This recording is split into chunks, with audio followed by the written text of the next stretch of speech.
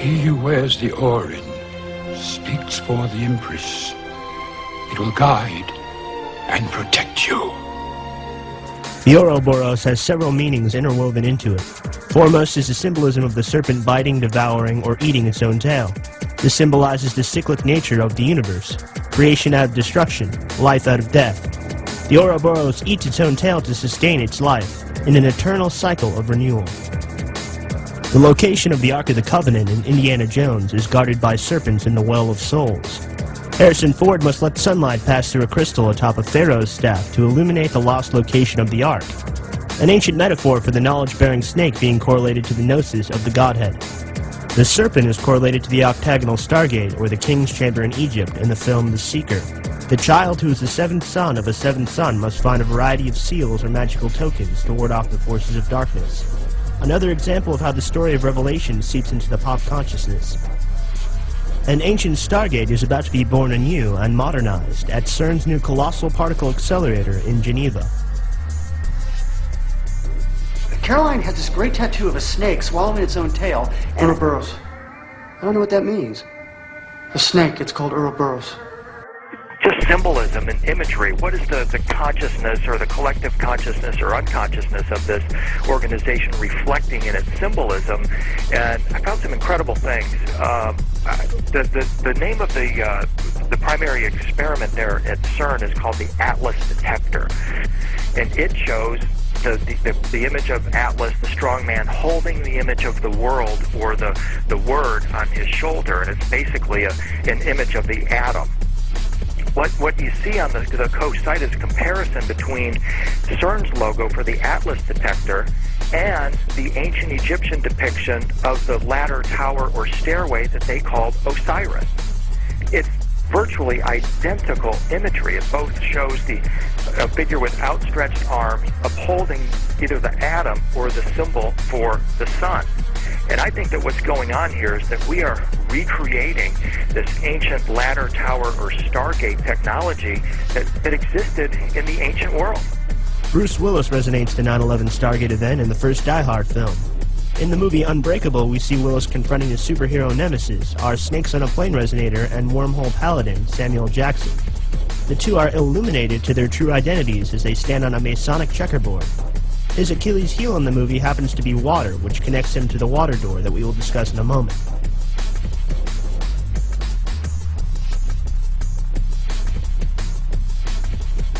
In Norse mythology, Fenrir is a wolf, the son of Loki. Fenrir is bound by the gods, but is ultimately destined to grow too large for his bonds and swallow Odin whole during the course of Ragnarok. Ragnarok is also a death rebirth story, much like the Christ Horus theme. Fenrir the wolf represents just that in the Neverending Story, Ghostbusters, and here in The Lady in the Water. In this film, Fenrir is trying to sabotage a water door traveler's safe passage, much like the Gamork attempts to do to our Ouroboros-bearing Atreyu in the Neverending Story.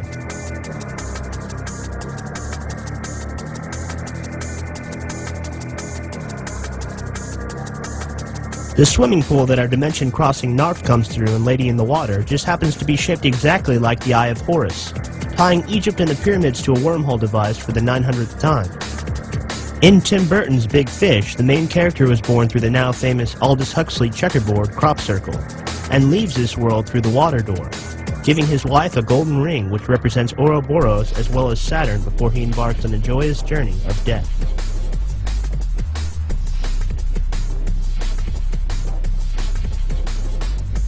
The octagonal Stargate is opened yet again in Event Horizon, this time as a bridge between heaven and hell, a famous story by William Blake. Once meek and in a perilous path, the just man kept his course along the Vale of Death. Roses are planted where thorns grow, and on the barren heath sting the honeybees. Then the perilous path was planted, and a river and a spring on every cliff and tomb, and on the bleached bones red clay brought forth. Now the sneaking serpent walks in mild humility, and the just man rages in the wilds where lions roam. The same water door is opened in the Matrix. Upon entering the real world, Neo awakes in the synthetic womb constructed by the machines. The Matrix is then fed through his brain in the same fashion as a dream or hallucination. The fetal position that we all revert to during our most taxing of situations is also the position in which the transformation from a caterpillar to a butterfly occurs. and when our light bodies make the transition between worlds, between the dimensions of sleep and dreams and waking. In essence, a change in vibration our soul undergoes when incarnating into a new human form. Water, it seems, is the ultimate conductor of spiritual energy. The Egyptians used to ingest psychedelics such as DMT or mushrooms and lay in a tub of water during their rituals in the king's chamber.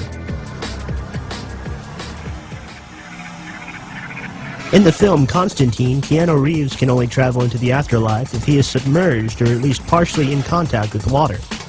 We see him gazing into the eyes of the guardian of the underworld, or Black Cat, to expedite his ability to open a gate to the other side. The Egyptian Sphinx was also a representation of this feline power, and Richard Hoagland has suggested that the face on Mars actually is dualistic, one side being humanoid and the other that of a cat-like animal. We even utilize water in state executions, which use the electric Montauk chair. Pun intended, of course.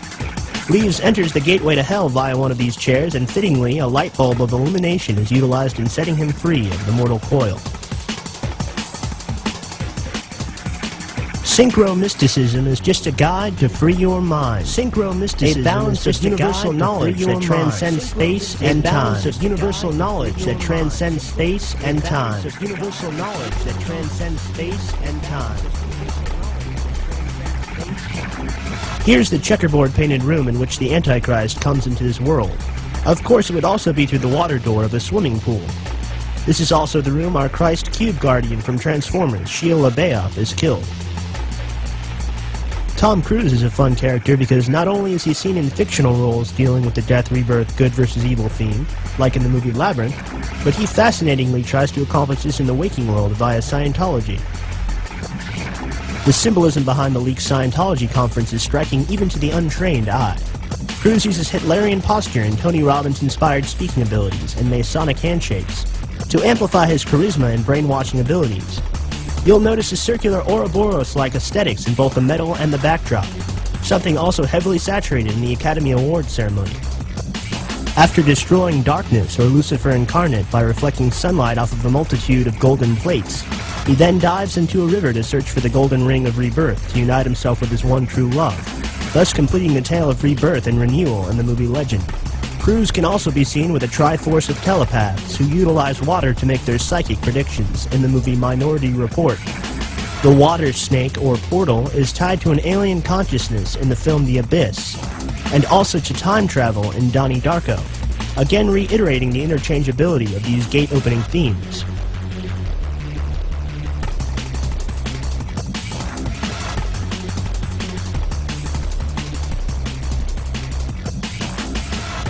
In the film The Cell, Vincent D'Onofrio's character was almost drowned during a baptism. This left him with lifelong epileptic seizures that would happen every time he was submerged in water. It also created a psychosis that led him to begin abducting young women and putting them through similar water torture.